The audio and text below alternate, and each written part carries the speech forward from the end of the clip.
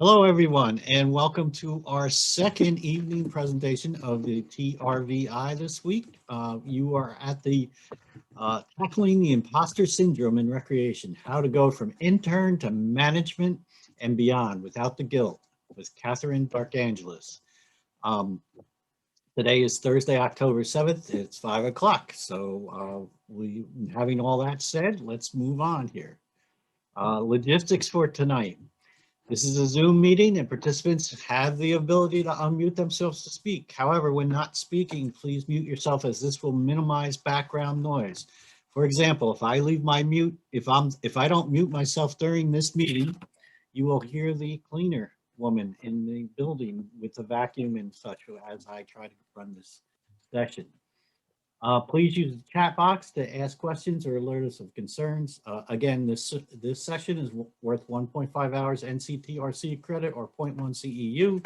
Look for the code phrase and the survey at the end of the session, and we'll get you your credits sometime after all the TRVI has completed. My name is Dan Hendy. I'm going to be quiet right now so you don't hear the vacuum and turn it over to Brittany. Hi, everybody. Good afternoon. It's so great to have you all with us again today. I know we had mentioned on the session yesterday that since we are going to be home with our animals, we would be doing a doggy show and tell to start it off. So this is Freya. Look, I have a chip to get her excited. Come here. Of course, she's not going to come on screen now, but that's Freya. Does anybody else want to show their dog or their animal at home with them? I can. I'll try to bring my laptop over to my dog. He looks... Yes, show us, Kate. He looks ridiculous and miserable. Oh my gosh. That's LA. Oh my gosh, he's so cute. Very cute. And David, it looks like you're still at work. Oh, Katie. Oh, there's her little princess. Very cute. Very cute. All right. Well, I'm going to introduce Kate and then we can get started.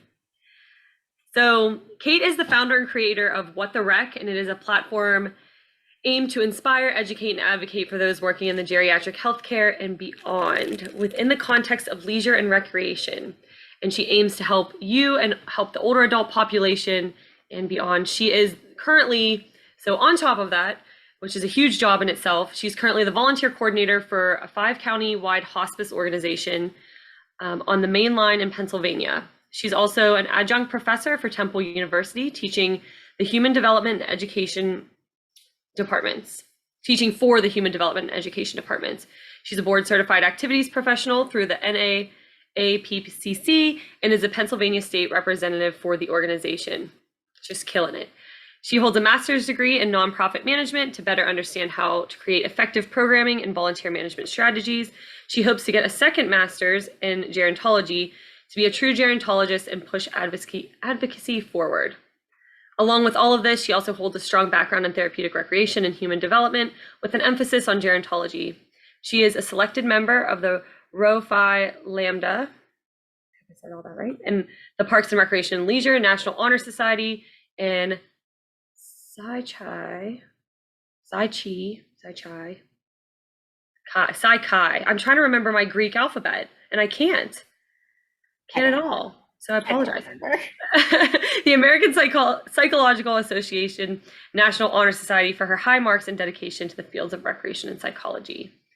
Strong passion for the geriatric field, desire to propel recreation activity professionals forward, and be the forefront of geriatric care services. She hopes to utilize her knowledge and skill set to bridge the gap between RT and activities, and also showcase the need for recreation and end-of-life care, grief support, and aged care in general. Her work has been published on ATRA, as well as other recreation platforms, and her What the Rec Facebook community is growing daily.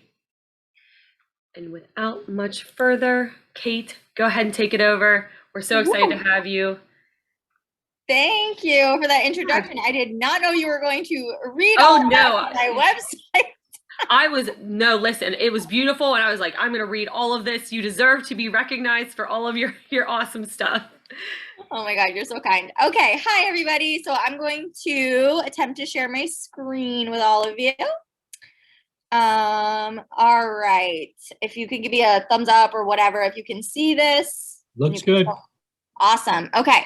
So, like my wonderful introduction, welcome to Tackling Imposter Syndrome in Recreation. My name is Kate Darkangelis, and I'm not going to go through all of my accolades because it has already been done for me.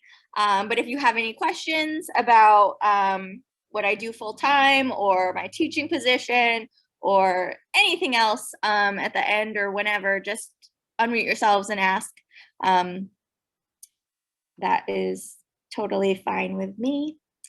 But we will get right into the topic, which is imposter syndrome and how to kind of go from graduating or getting your first job into actually being a manager or being at least in charge of other people in your field. So our course objectives today are you're going to be able to identify what imposter syndrome is and how it can affect your job prospects, your job performance, and your outlook on your career in general. The second course objective is just to be able to identify 3 effective imposter syndrome management strategies that you can utilize in your recreation or, human services related job.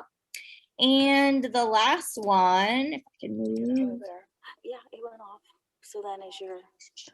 The third one is participants. You will all be able to implement 3 different strategies to be a confident manager. Okay, so delving a little bit more into that is this whole course today is kind of tackling all the aspects of imposter syndrome, how to tackle it head on, and why specifically young adults should be empowered to step into management roles in recreation and or just human services related fields. Not everybody that is a therapeutic recreation specialist ends up being in a TR role. And I think it's very important to understand that even if that's not what your quote unquote job title is, that you can kind of hone in all of your skills and still utilize that to the best of your ability and be a confident manager and use those skills to be a better manager. So we're going to be tackling imposter syndrome, what it is, how to deal, how to be confident as a young person or even just new to the field. And then just some effective management strategies if you are having this kind of imposter syndrome moment, maybe it's not applying to a job you want to apply to, or it's thinking, oh, well, I only got this because of XYZ, utilizing specific strategies to kind of combat that. And then the last thing is we're just going to do a quick overview of management and recreation that's specific to long-term care and aging settings to hopefully, if anybody in this program is interested in kind of getting into aging management, you have a better understanding of what that looks like. And then we're obviously going to do wrap up and any questions anybody has. All right, so this guy is kind of saying, oh, I guess that picture is not there. I don't know what it said. This guy is saying, obviously, I'm in this position because my abilities have been overestimated. And if anybody's kind of ever had that thought or had that kind of, oh, I'm only picked for this certain thing because I lied or because they don't really know my real abilities or they don't actually understand what it is I do. And I'm going to, I'm fooling them. That is a large part of what we're going to be talking about is feeling like an imposter in a field that you actually know so much about. And adjacent parts. So whether it's specifically recreation or human services in general, you have this degree, you potentially have different certifications, you are capable, and it's not because somebody has overestimated what you're capable of doing. So, imposter syndrome, what is it? So basically, it's a feeling of self-doubt, inadequacy, feeling incompetent despite specific evidence that you are competent, right? So the understanding that, or the feeling that you doubt your abilities, you actually don't think that you're capable of doing something that you quite obviously have showcased, right, to the person that you handed your resume to, or you had that interview with, or a professor in your class who has, given you an A on a paper, whatever it may be, you still feeling inadequate, like you tricked people somehow. This happens most commonly among very high achieving people, thinking that, we've somehow bamboozled, everybody around us into thinking, we're so smart, or, we've kind of played a joke on everybody around us.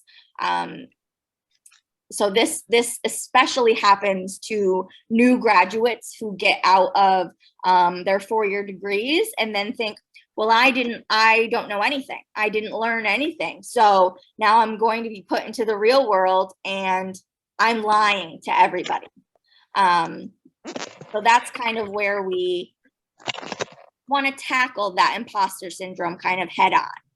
So it also occurs at transitioning points, where, as I said, this happens a lot to people that are graduating college. So when you start to either start your internship before you graduate, or getting your first job, or maybe even transitioning from, maybe you worked in recreation and now you're getting hired as a manager, or you're going from recreation and going into a maybe adjacent field. That's common to feel imposter syndrome when you're transitioning to these different points. And then just understanding that imposter syndrome affects all genders. There's not, it doesn't just happen to women, it doesn't just happen to men, it happens to everybody across the board at pretty equal amounts. All right, so some symptoms that happen when you are experiencing imposter syndrome. Consistent negative self-talk. So that is, again, that feeling of, I don't deserve this. I'm so bad at this. And not just, saying it out loud, but you're internalizing those kind of negative feelings where you're like, I don't deserve this. Again, I've tricked people, etc. Other symptoms are inability to internalize accomplishments. So what that kind of means is you cannot receive, praise or, accolades in the proper way. So a lot of times people that are experiencing imposter syndrome, when, they get a promotion or they get asked to step into a managerial role, or maybe when you graduate and get your diploma, you can't actually internalize those feelings into that you actually accomplished something. It goes back to that negative self-talk. It kind of all piles onto each other. You're constantly talking negative about yourself. So how can you actually celebrate and internalize those accomplishments when you already don't feel, confident about yourself as a whole? The third thing is obsessing over mistakes and failures. So one of the big things that imposter syndrome showcases is that people tend to overestimate how big of their mistakes they have made. A lot of the times this manifests like when you're in your job and maybe you mess something up. Maybe if you're a recreation professional and you have a small group activity and it doesn't go very well, you, instead of thinking about the things that have gone well, you dwell on, well, XYZ didn't go well. I must be a terrible recreation therapist. I shouldn't be working with this population. You kind of internalize all of the quote unquote mistakes that you're making instead of thinking of all the positives. The fourth bullet point is the feeling of never being good enough. So again, that it's kind of all just like piling on to each other. So feeling like you're never good enough, not being able to, and that goes back to not being able to accept what you've accomplished or the things that you have actually done in your career or school, etc. And the fifth bullet point is just overwhelming anxiety of being, quote unquote, found out as a fraud. So like I discussed earlier, that kind of negative self-talk manifests its way in and says, you aren't actually good at this. You don't actually deserve whatever this is. All these people in your life or at school or in your job are going to find out that, you're lying or you're a fraud. So those are kind of the 5 core symptoms of imposter syndrome. So negative self-talk, not being able to internalize any accomplishments, not being able to or like feeling that you're not good enough, and anxiety over like being found out.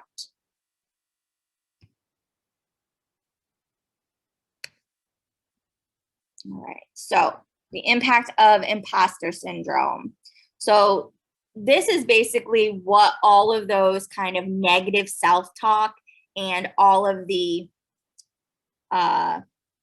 so all of these symptoms lead to this impact. So you have all this negative self-talk, you think you're going to be found out. You're usually people that are experiencing imposter syndrome are extremely high anxiety most of the time.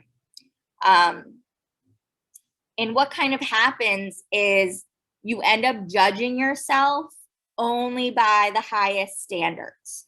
So there is no room for failure.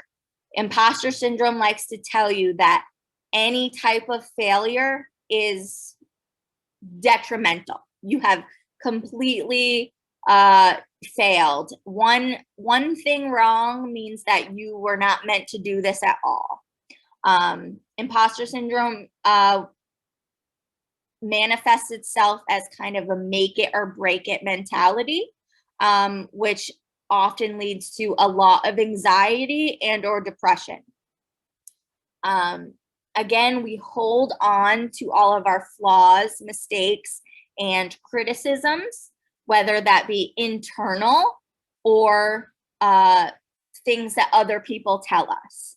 So somebody that's experiencing imposter syndrome, you might have a meeting with your boss and they tell you 5 wonderful things that you are doing in your job, but they might give you one thing to work on.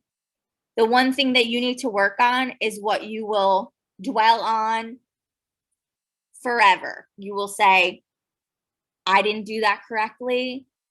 That was a huge mistake. I am a fraud. I am an imposter. You're always trying to reach perfection. You are trying to obtain really the unobtainable. That's what imposter syndrome tells you, is that you need to have perfection or you need to have nothing. So these are kind of just ways to understand if you are actually feeling like imposter syndrome in real life, maybe right now. Are you constantly thinking you need to strive for perfection or everything is, imploded, your whole life is imploded? you're more than likely experiencing some kind of imposter syndrome. Again, feeling like a fraud, which can manifest in a few different ways. So if you constantly feel like you're not doing your job, you're going to feel overworked because you're never going to feel like what you're doing is actually good enough. You're going to be the last one in the parking lot all the time. You're going to be the first one in the office. You're going to be constantly doing things to prove your worth, even though nobody else is telling you that you're not doing what you need to be doing. And then the second one is self-sabotage. So one huge impact of imposter syndrome is all of these things that you are internally feeling end up sabotaging you to begin with, because you end up being overtired, overworked. You're thinking about all the things that are going wrong, which can eventually lead to a spiral of actually doing something wrong. The third thing is holding yourself back. So a huge, huge part of imposter syndrome, and what most of this course is about, is how imposter syndrome holds all of us who experience it, hold us back from our potential. So if we have these negative self-talk and constantly striving for perfection, we never want to apply for that new position. You know, we don't deserve that raise, or we don't deserve to be a manager because what if I screw it up? I don't have enough skill set or background to be in charge of other people. You know, I can't make any flaws, mistakes, or take any criticism. So you stay in the position that you're in, and that's it. So that's holding yourself back from all the potential other things you could be doing. Let's see. And then lastly, procrastination. So one of the huge things, and it's kind of, sorry. Oops. All right. So it's kind of like an oxymoron, where it's like, if you're constantly working all of the time, you would think that you would get all of your stuff done right away. But the one thing that imposter syndrome actually does is make you focus on things that you really don't need to be focusing on. And you end up procrastinating on the tasks that you actually need to be doing. So whether that be, you know, I can't apply to this new job because I really need to focus on, you know, whatever it may be, perfecting this one program for my clients. Which, yes, you should be, you know, doing nice things and creating good programming, but imposter syndrome likes to tell you that you need to focus on very specific things, and you can't actually go after the ones that are just a tier above. Because if you mess up, you make mistakes, then everything is over. Everything that you kind of worked for up until that point is just left in the dust. So those are kind of the impacts of what imposter syndrome can do to somebody. Okay, so again, those are all the impacts. So you can't have flaws, you have to have perfection, you end up being overworked, you self-sabotage yourself, you hold yourself back, you're procrastinating, all of these things to help you improve your life. So what can we do? One big thing is literally just to acknowledge that imposter syndrome is a thing. Many people will refuse to acknowledge that what they're feeling is valid. So a huge step in actually tackling imposter syndrome is saying, hey, I think I'm going through something right now. And that kind of goes with sharing your feelings. So whether that be with, you know, a loved one, a coworker, a professional, mental health professional, sharing your feelings is a very key way to kind of tackle this. Because if you start talking out loud and saying, well, they obviously offered me that promotion because I'm a fraud, I think most people in your life will say, what? But if you're just talking in your own head, we say all kinds of things in our own head that aren't true. Then understanding the root cause of your feelings. So a lot of times why we feel imposter syndrome isn't that we actually don't think that we're not worthy. We might be scared, or we might fear change, or there just might be something a little bit deeper that we're not actually addressing. Change is scary for so many people.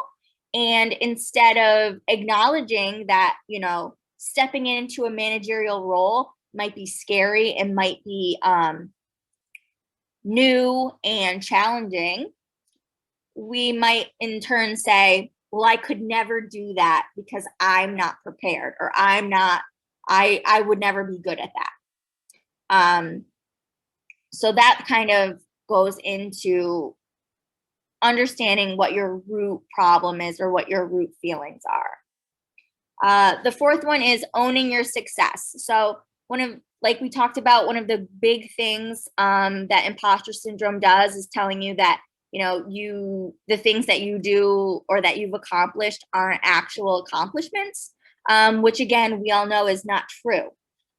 So owning your successes, celebrating the things that you have accomplished, even if you haven't reached that really huge goal of whatever it may be, all the small successes that you have done are just gearing you up towards whatever else it is you want to do with your career or school, whatever it may be.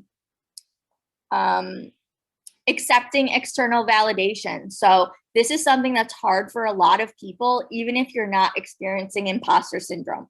So how many times have, somebody complimented you? If I say, wow, like that was a wonderful, I have this as well. If somebody comes up to me and says, wow, that was a wonderful presentation, XYZ, and I say, like it was nothing, like it was no big deal. That means that I'm not internalizing and accepting the validation that somebody else is giving me, right? So I'm not actually saying, yes, I am knowledgeable in this field. I'm deflecting and I'm saying, oh, it was no big deal. It was nothing. I just threw this together, which is not actually true. So making sure that you're actively accepting validation in all forms, whether it be in your personal life, at work, in school. People give you praise and validation, not to just like fill your bubble. They do it because they mean it.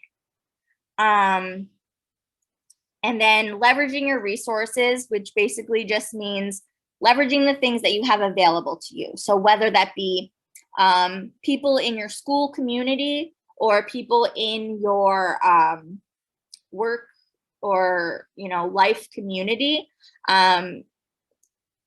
whether that be having career resources available or things of that nature, mental health resources. If you know these kinds of resources while you feel like you're experiencing imposter syndrome, it's so much easier to go back to the first and second bullets and third bullets of acknowledging your imposter syndrome, feeling your feelings, and understanding the root of those feelings. And obviously the resources that you have available to you are different, depending on if you're in school, what kind of job you have, etc. But it's always important to see what kind of resources you have available to you. And then the last one is kind of evaluating your environment. So what kind of environment are you currently working and living in? Is it a positive environment? Is the work environment that you are in actually giving you that positive validation? Or are they kind of feeding into this imposter syndrome that you are experiencing? Are they the cause? So there are plenty toxic work environments that might not ever give their workers any kind of validation or praise. And that is a huge kind of hurdle that people need to understand or work through is your work environment conducive to growing and to changing? The environments that we surround ourselves in really do affect how we feel and think about ourselves, and can make or break how we view the things that we do. So if you work for an organization, or you are in a class or in an internship where they're not valuing the things that you know how to do and the things that you can provide, then that can negatively affect your self-esteem and create that imposter syndrome and manifest into many more other things, such as what we described before as kind of procrastinating, not building yourself up, those kinds of things. All right, so we have some management techniques. So we went over all the things that imposter syndrome is and kind of how it manifests. And now we're going to dive a little bit into how to manage it. So again, identifying the feelings, letting out those feelings, like we discussed in the previous slide, and then reconsider your perception of failure. This is a huge one that a lot of people, I think, need to focus more on. So again, imposter syndrome likes us to believe that failure is the end all be all and that nothing good can come of failure, when that is, not true at all. So failure is just a part of life, right? So if you fail at one thing, you've learned one way how to not do something. But now you'll know better for the next time. So reconsidering your perception of what it means to be a failure, and knowing that you can still grow and change from what you've quote unquote failed at. I know growing up, my dad is a very laid back person, and I'm very thankful for him because I was really bad at math when I was a kid, and I'm still very bad at math. And if I'd come home with, a 60% on a test, instead of lecturing me about what I got wrong, he would say, 60% of the material, that's not terrible. Like, more than half of it. And so understanding that kind of helped me understand and reevaluate what being a failure means. So I knew 60% of the material. That's not terrible. I'm going to get better or do better on the next test because I've already learned 60% of it. Then the next is just reaffirming your own self-worth. So a huge part of imposter syndrome is deeming that you are not worthy, and you thinking that other people also think that you're not worthy, which is not true.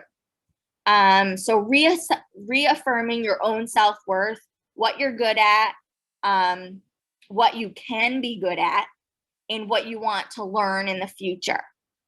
So we aren't all born with all this random knowledge. I didn't come out of, undergrad doing lectures like this when I was 18. I had to grow and learn how to do it. And you have to kind of understand and think inwardly of what are the things that you want to help yourself grow into, and what kind of self-worth do you have inside, and making sure that you are constantly re-looking at that. So every time you think, oh, well, I could never do that, well, go back to identifying that feeling and then reaffirm your self-worth. you're worth more than what you're doing right now. You're worth, you know, that raise or that promotion. So just reevaluating kind of what you think you deserve. The next one is refraining from comparison. This is a huge one. So you can look at, you know, your manager or your professor or whoever it may be and saying, well, I could never be that. I could never be them. I'll never do this as good as they do. So why even try? That is a huge chunk of what imposter syndrome is comparing yourself to others when you don't need to. Because the way that you are a manager or the way that you become a leader in general is never going to be the same as anybody else, because, you know, you are your own person.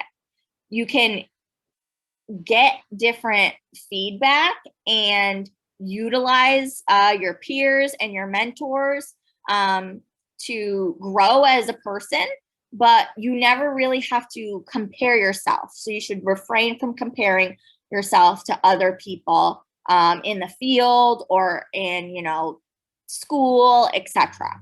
Which obviously I know that that is hard, but that's just one way to kind of better understand and tackle imposter syndrome head on. Is don't play the comparison game, because it's never, ever, ever fun. And it goes back to all the way, you know, when we were kids. It's like, oh, that person has really cool style. I'll never be as cool as that. And it's like, you need to be as cool as that, because you could be as cool as you. So, yeah. So, all right, the last one. Pursue your goals relentlessly, regardless of what you feel in the moment. So this is a huge one that I like to tell all of my interns, is that you're going to have huge goals. You're going to have very big goals that you want to accomplish.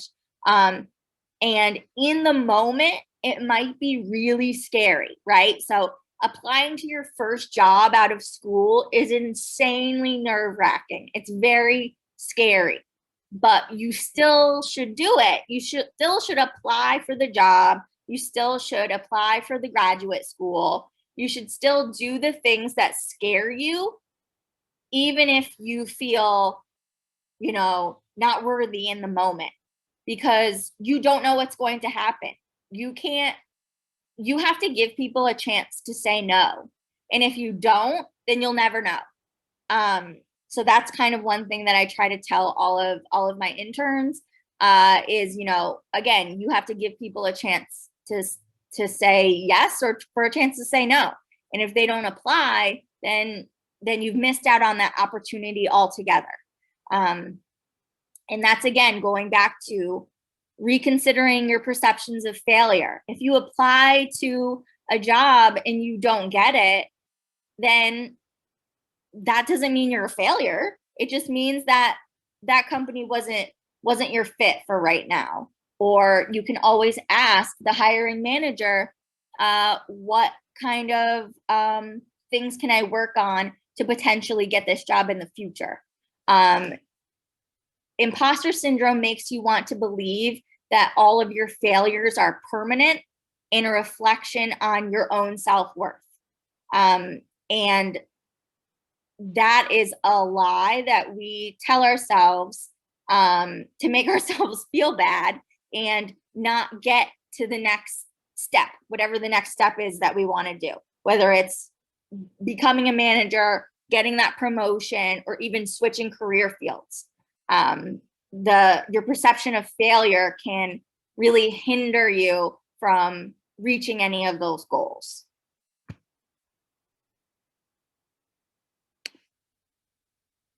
All right, so the next part that we're going to talk about is how key language is.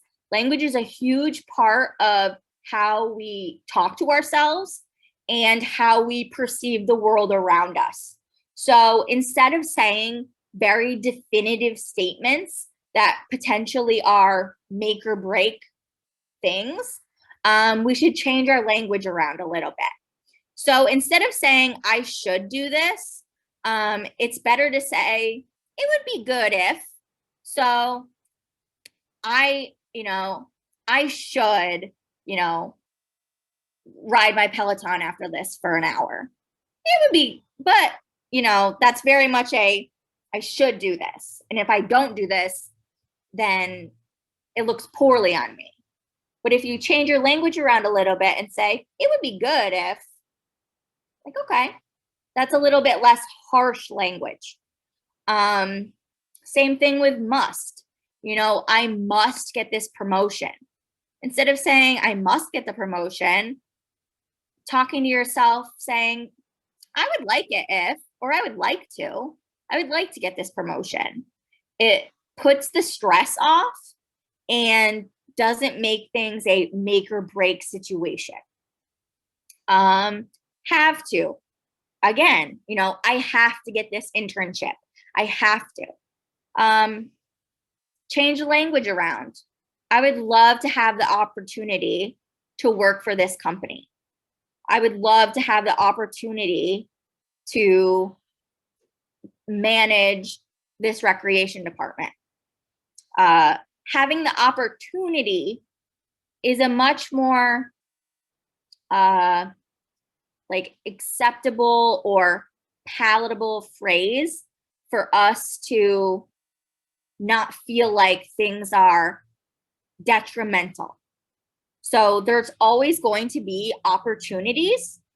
There's never going to be things that you have to do or, your career is over. And then lastly, will. So it's almost like you're just changing it a little bit. So like, I will do this. I will get this promotion. You can still try. So I know people say I don't even know what the phrase is, like, we don't try, we do, or something like that. I don't like that phrase. So will is very definitive. You're going to do it or something bad will happen. Will try means that you're going to be working towards something. You're going to try to do something. And trying to do something is so much better than not doing anything at all. So again, language is key. You go from all of these on the left-hand side, very concrete, make or break, do these things, or, something's going to happen. You're going to lose your job. You're not going to graduate, whatever it may be, to a little bit less pressure, right? So a little bit, you don't feel as, at least for me, when I see these phrases, I don't feel as anxiety induced. So it would be good if I got that promotion, or I would like to get that new job. I would love to have the opportunity to work with this population. I'll try to get that internship. Those kinds of phrases are much more, make us feel more in control. The words on the left make us feel like we don't have control over what the situation is going to be. So like, I should do this. I must do this. It makes you feel like you don't have a say almost in what the outcome is going to be. And if the outcome isn't what, if I must do something and then that thing doesn't happen, well, what's the opposite of that? I have nothing. So the whole concept of just changing the language around a little bit so you're not honestly so stressed. And that's kind of what imposter syndrome does. It makes you feel like you should, must, have to, will do stuff until you're so burnt out that you don't want to do anything anyway.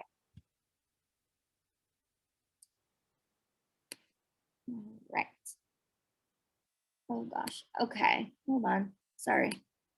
Okay. So one of the big things when we talk about language is this concept of perfection versus excellence. So when we talk about perfection versus excellence, perfection basically is showcasing that you need to do everything the best possible way at all times. And if you don't, then again, bad things are going to happen. You need to be perfect. You need to get the A. You need to get the job.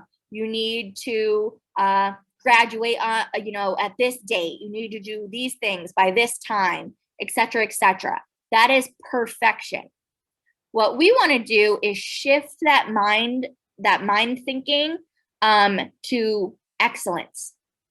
And excellence is much more palatable. It is, you don't have to do things perfectly all of the time, but you should be striving to do things in a excellent manner. You should be striving to do things that are maybe out of your comfort zone, that maybe you are not as familiar with, but you're going to do it in a way that you feel proud of. So not that you feel pressured of. Perfection makes you feel pressured, but excellence makes you feel proud. So perfection, it really has this deep-seated root of doubt, fear, and anger. When we are constantly striving for perfection in everything we do, we are really just telling ourselves that we have our own self-doubt, that, if we don't do anything perfect, that it's going to be a failure, or that we blanketly fail altogether. Perfectionism has a deep root in fear. So we fear not being perfect. We fear that we're going to mess something up, which all of these things, doubt, fear, and anger, then lead to frustration, being judgmental about ourselves, and control pressure. So we are literally pressured to constantly be in control of everything around us. And if it's not exactly what we want it to be, then what happens? Then we get frustrated. We get judgmental about ourselves. We say, well, this program wasn't perfect. I can't do this. Or you go into a job interview and you might not know a question, or you might think that you screwed up an answer. And instead of looking at what you did well, you have doubt, fear, and anger over not reaching that perfection status. So instead, we're going to shift our thinking to striving for excellence in everything we do. Doesn't mean it's perfect. It means that we're trying to be excellent. So excellence exudes confidence. We're taking risks because we now have taken back control. So not everything has to be perfect, but we're going to do all of the things that we want to do with the level of ability or the capability of, whoever your biggest role model is. Maybe say your mentor in school. You're striving just for excellence, not for everything to be perfect.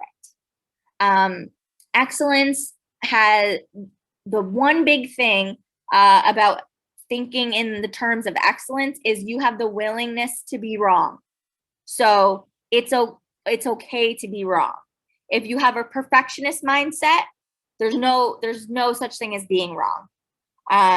If you're wrong, then you failed. That's just how it is. But with an excellence mindset, you strive for whatever the most excellent thing is for you.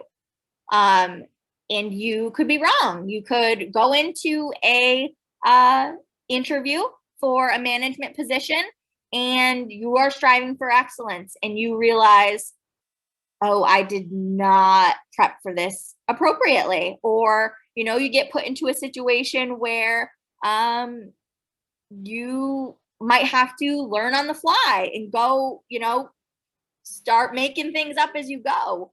And you have the willingness to accept that and take risks and have the confidence to keep moving forward. Somebody that has the perfectionist mindset isn't going to act in that way. They're going to more than likely either shut down or again, become very angry, frustrated, and judgmental towards themselves. And then lastly, on the excellence mindset, again, people that have this kind of mindset are just very much more balanced. They are much more accepting of things that happen to them and realize that it is not a direct attack on them. And they are very much more, again, willing to take risks, applying for that job, you know, working towards management roles, etc.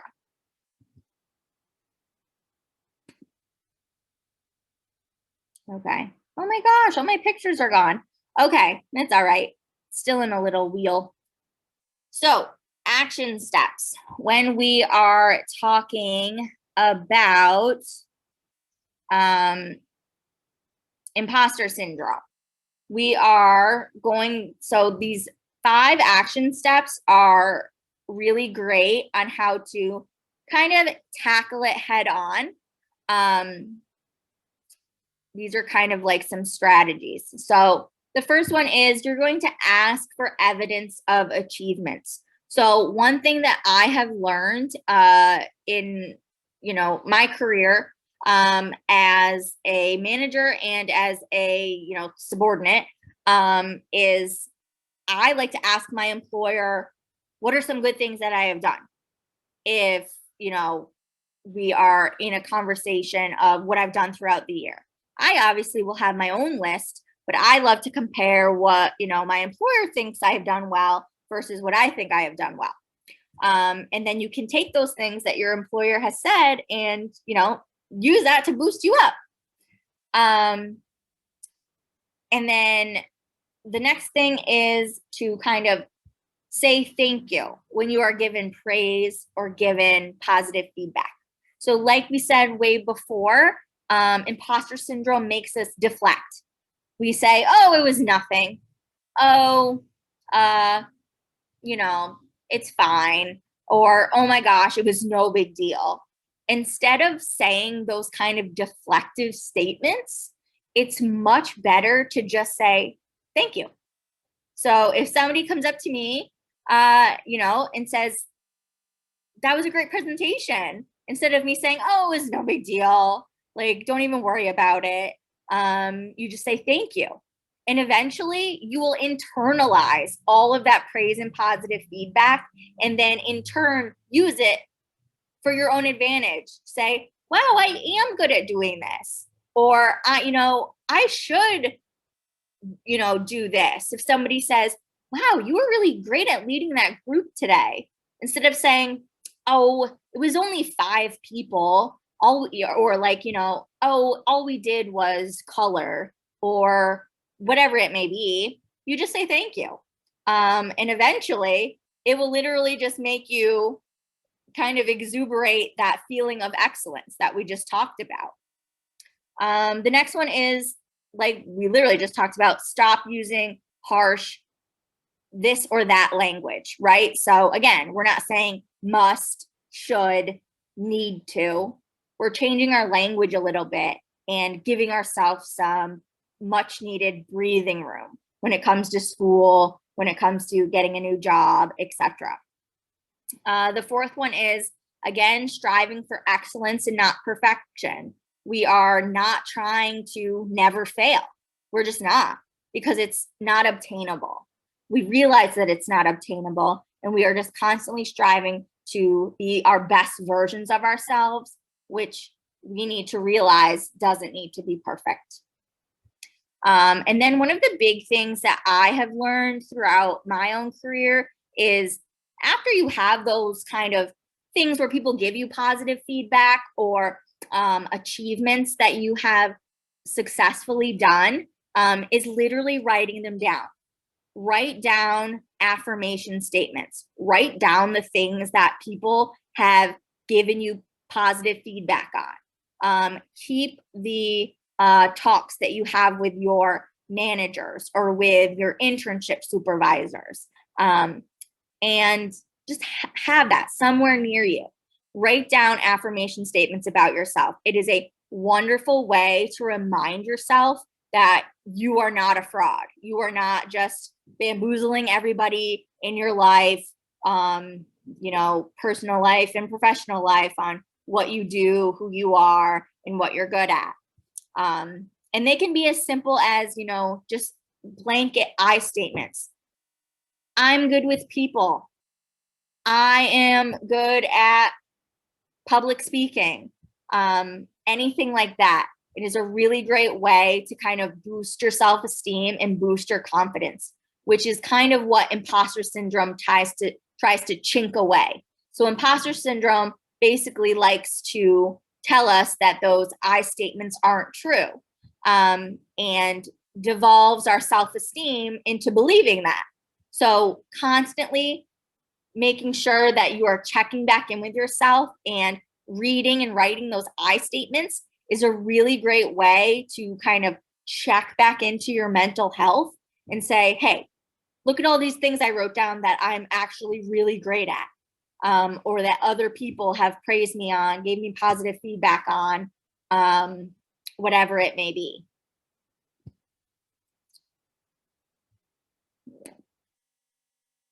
Okay, so what does this have to do with recreation? So we have literally went into a whole spiel about imposter syndrome, what it is, how to tackle it, and you know, we're in a therapeutic recreation seminar. So what does this have to do with recreation? Many young grads or people that are making a transition into maybe recreation, therapeutic recreation field, are extremely capable, ready, and equipped with all different sorts of tools to work in clinical and managerial roles. You wouldn't get your degree, they wouldn't hand you a degree if you didn't take all the classes that you needed to take, right? So you wouldn't pass your exam if you weren't qualified. You wouldn't pass your classes if you were supposed to fail them. So that means that you have the capabilities to do the roles that you see on LinkedIn, on Indeed, etc. That you think that maybe you shouldn't apply for because you don't have the right experience. I'm here to tell you that you do have the right experience, and that you have the abilities to get these roles.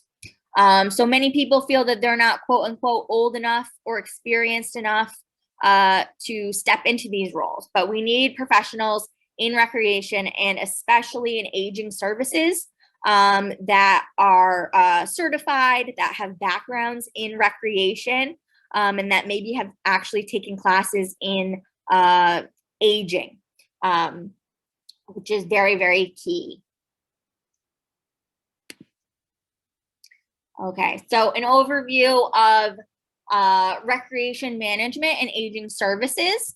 So I'm speaking from the perspective of specifically aging services because that is the demographic that I have the most knowledge on. I have worked in aging in a variety of settings for the past 10 years almost. So this is kind of where I'm coming from on that perspective. So qualifications for management positions in aging services vary from state to state, and it leaves a large gap in services and programming. So throughout the country, depending on what state you live in, there is different qualifications to work in a recreation or activities department, specifically in long-term care or adult day centers across the United States. Sometimes they want people to be certified in specific areas. Sometimes they don't. Sometimes they hire people completely out of the scope of recreation or aging altogether.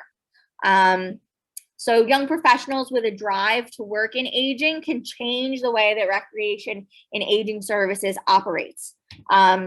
So one of the huge things is if, people that are graduating that have a desire to work for aging actually start, obtaining these these positions, which many of them potentially are managerial roles right out of undergrad, that can change the way that different long-term care facilities, et cetera, actually look at their recreation departments as a whole, because people will be more prepared in specific areas related to recreation and aging. Again, so the more young people in these management positions can aid in potentially teaching their administration the value of therapeutic recreation along with activity services. So a huge thing that kind of is interesting right now in the United States is that all long-term care facilities are mandated by the Center for Medicaid Services to have an activities department. So for years and years and years, they have hired people who are activities professionals, which some people have a background in activities and recreation as a degree area, and some people do not. So one of the wonderful things that if people who graduate with a degree in recreation can kind of showcase their abilities and their skill sets to higher ups in their organization, so administrators, etc., on the importance and the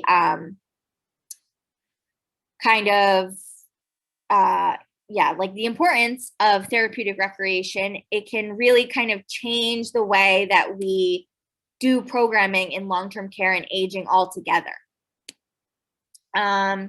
So like I said, many facilities are opting to hire certified professionals now with bachelor's degrees, which is leading to stronger programming and stronger departments.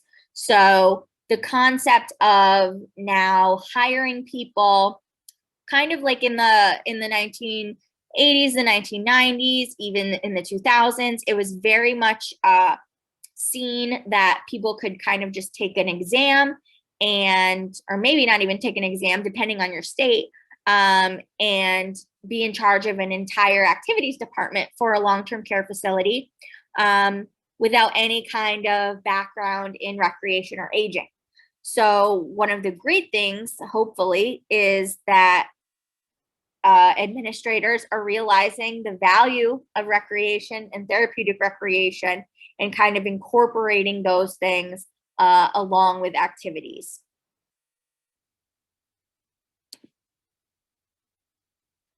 Okay, so some tips for young managers. Again, it doesn't have to be young managers. It can be people, graduating or going into a new career field or literally just applying for a managerial role their first time, whatever that may look like. The first one is to be humble enough to learn. So obviously, when you go into a manager position, you're not going to know everything.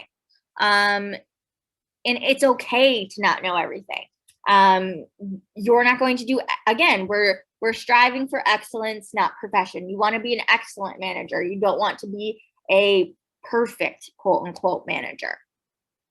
The second is to aim to relate and understand your work dynamics. So how do people in your work communicate? How do they work together? What departments work together? Or why don't they work together? You want to be able to relate to the people that you're working with. I have seen in my line of work that kind of relating to the people that work under me creates a lot of connection and understanding what they do.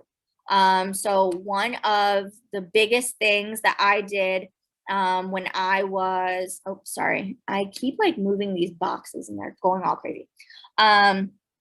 So when I was a director of recreation services for a adult day center, I learned everything that my nursing assistants did. I learned every single thing that they did on a day-to-day basis, and I trained myself on how to do everything they did so I would know So I would never have them do something that I couldn't also do, or that I wouldn't, be able to do. I'm never going to tell somebody what to do that I wouldn't do myself, basically. I think that that's kind of a really good way to go about it, especially as a person that is in a managerial role for the very first time. You don't want to constantly be telling your subordinates things that they need to do with you not actually knowing what their day-to-day tasks are, or not doing it yourself. The third one is exchanging ideas and asking for advice, input, etc. So as a boss, as a manager, one great thing is literally collaborating with the people that you are a manager of. So I used to ask my team, what's your favorite program that you like to do?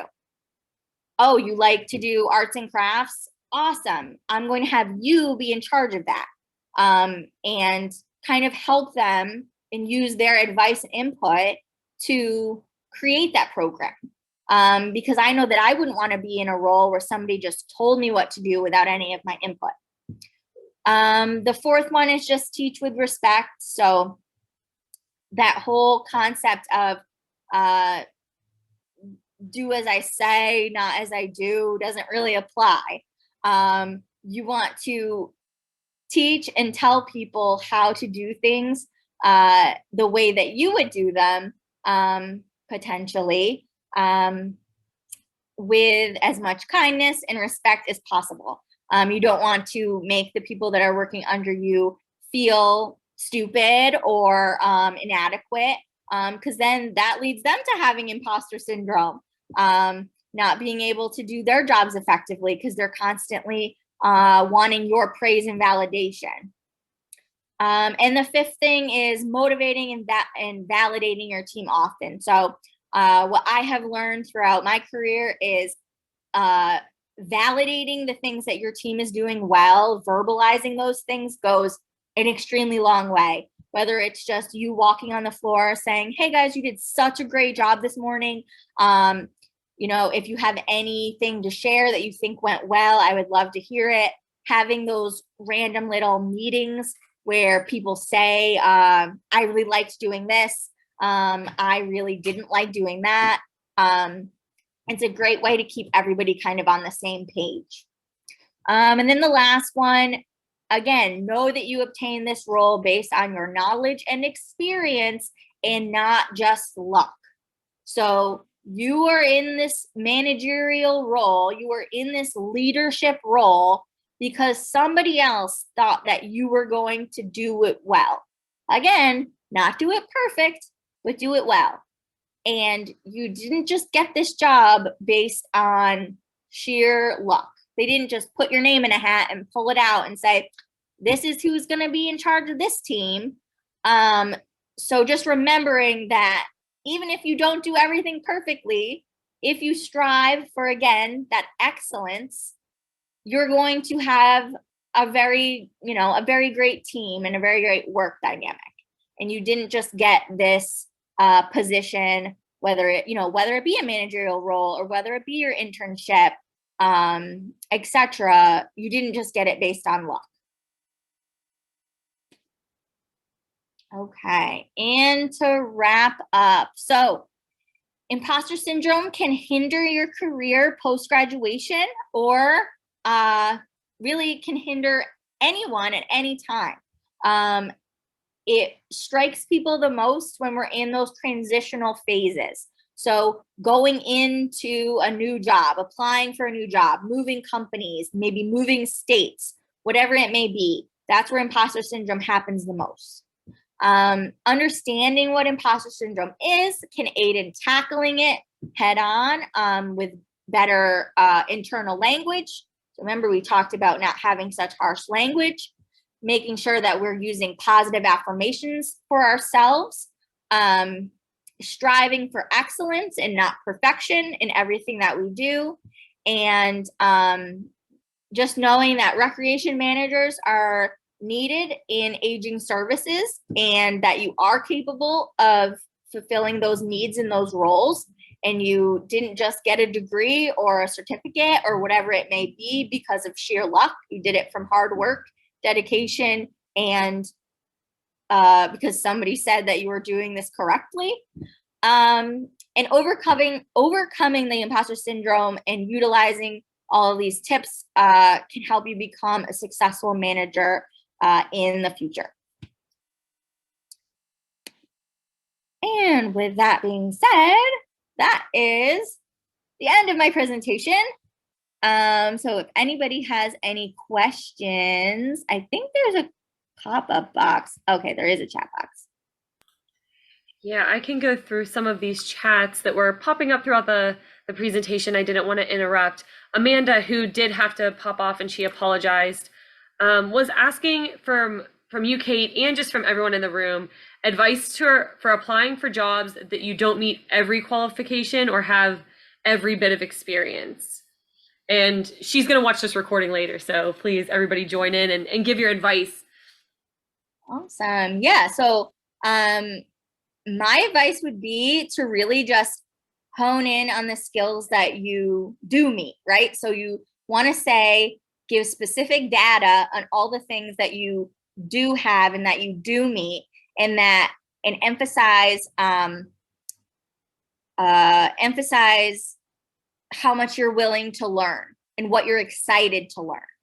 I have found that I have hired people that might not have all the qualifications, but they are enthusiastic and can, if I'm a good manager, I will be able to teach them, some soft skills that they might not have, or teach them things that, if you have one missing qualification out of 10 qualifications, you're 90% qualified for the job.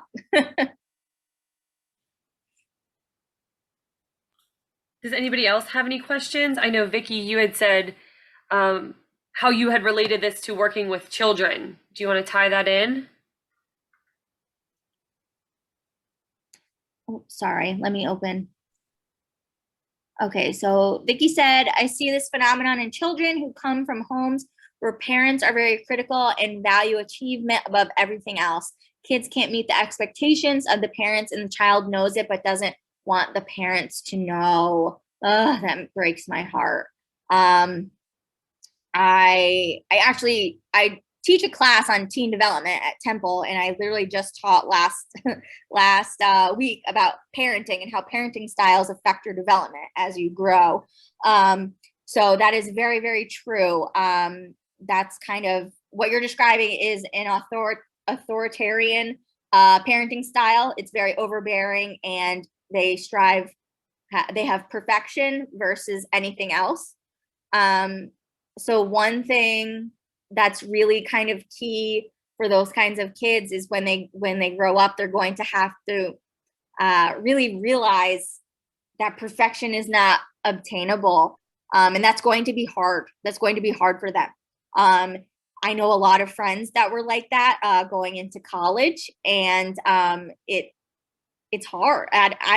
There's not really any outside resources, kind of teachers, therapists, etc., can kind of help them. Those outside sources can help those children understand that. But when they're in that home environment, that's very, very hard, a very hard cycle to kind of break in the moment, unfortunately. Well, I mean, the studies are showing that that's where most of adults that have the imposter syndrome, it started in childhood. It's kind of the basis. It comes from our family roots. Yep, it's very true. Pretty much there's many studies that have been done that children that grow up in authoritarian households are actually lower kind of achievers because they don't want to fail, right? So if they don't try, then they will never fail. So it's a very interesting kind of concept, because you would assume that, they're going to be like, the next, whatever it may be, but they get very burnt out very quickly because perfection all of the time is impossible.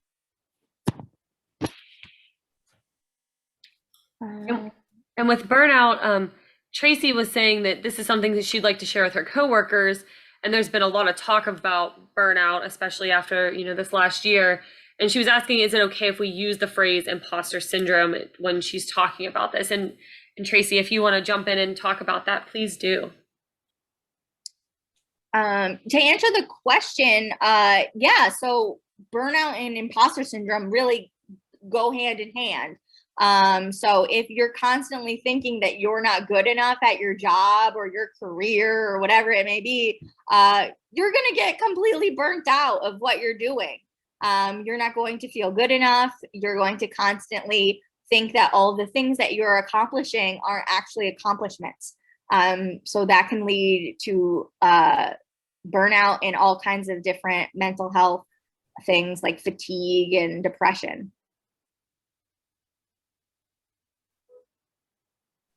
I don't have a question, but I just wanted to say something real quick, and I can see Brittany smiling because she knows my history. I loved your talk and PowerPoint information. Everything you said hit me personally.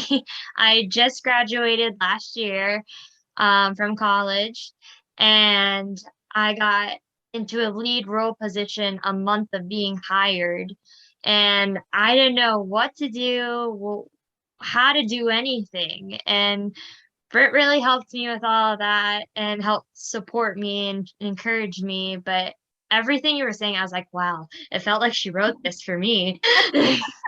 So thank you. I really enjoyed that. Oh, you're so welcome. I'm really glad that, it kind of struck a chord.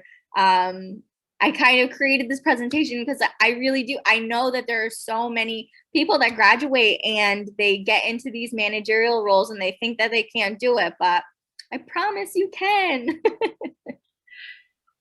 Yeah, I think as rec therapists, we are coming out of school, and you do your internship and you're learning just like the rec therapy process and how to implement.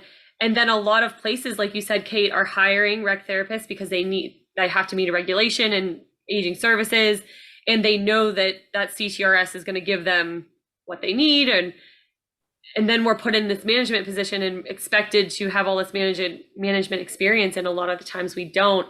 And so Katie, just backstory for everyone, like Katie works in a different on a different campus than I do, but for the same organization.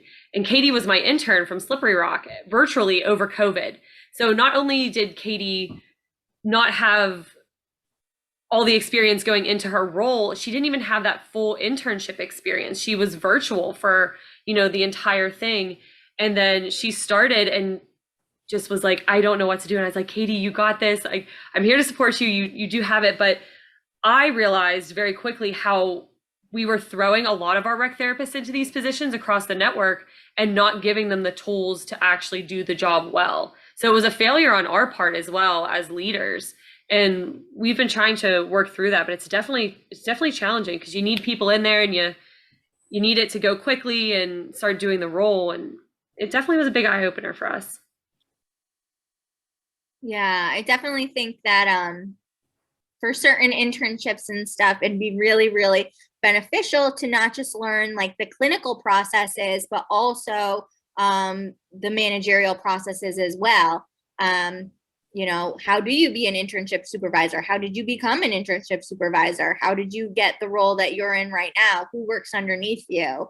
I think those things are just as important as, learning how to do facilitate an effective program. Definitely. And I will say that you're talking about that growth mindset.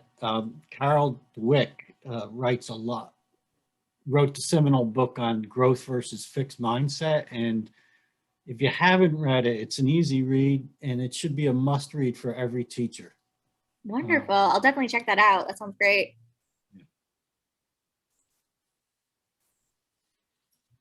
And then I see, Dan, you put the Survey Monkey in the chat, so thank you. And if you guys missed it, the code phrase is I can manage.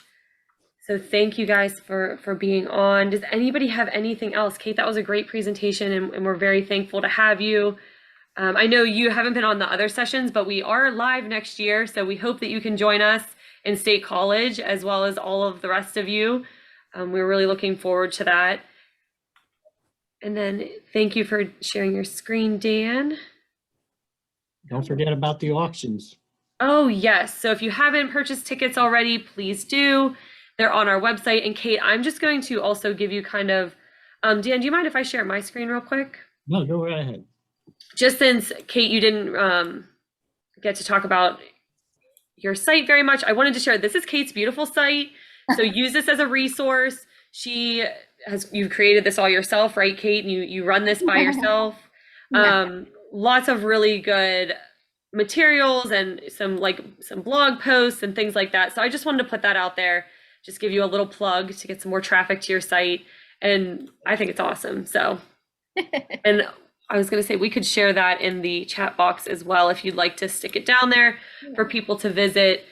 We've had a lot of good presentations throughout this conference of people branching out from the traditional rec therapy role, the traditional recreation roles, and starting their own businesses and all of these things. And it's really cool to see that aspect of it as well. So we always like to share. Does anybody have anything else? All right. Well, Dan, you want to count us down and we'll get out of here for the night? Yeah, don't forget